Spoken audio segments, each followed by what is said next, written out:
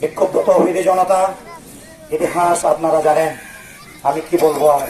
সেই 70 থেকে 80 বছর ধরে চলা এই ফিলিস্তিন ভূখণ্ড নিয়ে ষড়যন্ত্র বর্তমানে তার 10% মুসলমানদের হাতে আছে, 90% ইহুদিদের দখলে এক পাশে আছে, আমার 4 থেকে 5% গাজাবাসী, আর সেই 400 বা 500 কিলোমিটার দূরে আছে পশ্চিম তীর, তাও ইহুদিদের দখলে। বর্তমানে বাইতুল মুকাদ্দিস আমাদের মসজিদুল আকসা হচ্ছে পশ্চিম তীরে। এই পশ্চিম তীর বলতে গেলে পুরোপুরি ইহুদিদের দখলে। এই গাজাই আছে, বলতে গেলে গাজাই হচ্ছে ফিলিস্তিন ভূখণ্ডের মূল মুসলিম অংশ, যেখানে আছে বর্তমানে যেখানে আমার মনে হয় সবচেয়ে বেশি হলে থাকবে 20 থেকে 30 হাজার মুসলিম। 20 থেকে 30 হাজার মুসলিম, এরাই মুসলিম। আমরা কি 200 কোটি মুসলিম? 200 কোটি মুসলিম হতে পারে না, কখনো না। 20 হাজার মুসলিম হচ্ছে সত্যিকারের মুসলিম। তারা পরিচয় দিয়ে পুরো বিশ্বকে জানিয়ে দিচ্ছে, এই কুফাররা, এই মুনাফিক মুসলিমরা দেখো মুসলিম কি বীরত্ব প্রকাশ করে, কি সাহসিকতা নিয়ে মুসলিম বাঁচতে জানে, তোমরা তা দেখো। আমরা সেই বুলেট বোমা, সেই রকেট বোমা যা আছে তাকে আমরা কিছু পরোয়া করি না। আমরা মৃত্যু নিয়ে ঘুমাই, আমরা মৃত্যু নিয়ে দিন যাপন করি।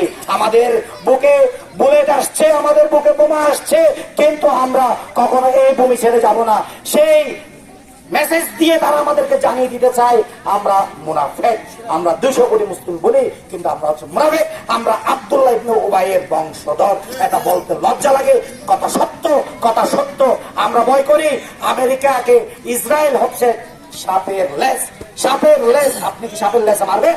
সাপের লেজ মারলে সাপের আপনাকে ছাড়বে নাকি আপনাকে ছোল দেবে? মারতে হবে কোথায়? সাপের মাথা হচ্ছে আমেরিকা। ইসরায়েল হচ্ছে পালিত গুন্ডা, আমেরিকার পালিত গুন্ডা। এই ইসরায়েলকে পুষিয়ে আমাদের বিরুদ্ধে লেলিয়ে দিয়েছে কে? আমেরিকা।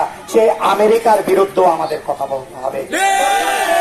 দুর্ভাগ্য, আমেরিকা ক্ষমতায় বসাবে এই চিন্তা করে অনেকে আমেরিকার বিরুদ্ধে কথা বলছে না। লজ্জা, এই লজ্জা রাখি কোথায়? আমরা আমেরিকাকে ভয় করি, আমরা আল্লাহকে ভয় করি না, আমরা ইসলামের বিধিবিধানকে ভয় করি না। কথা নয়, স্লোগান হবে তাকবীর,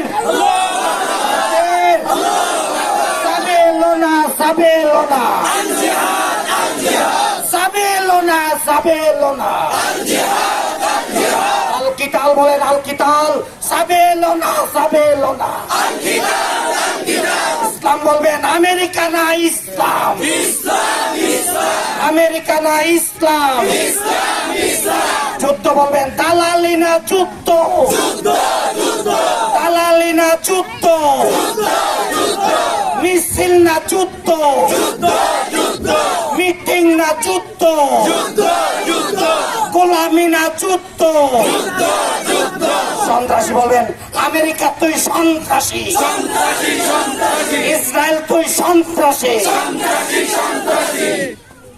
আমাদের সবাইকে কবুল করুন, আমিন।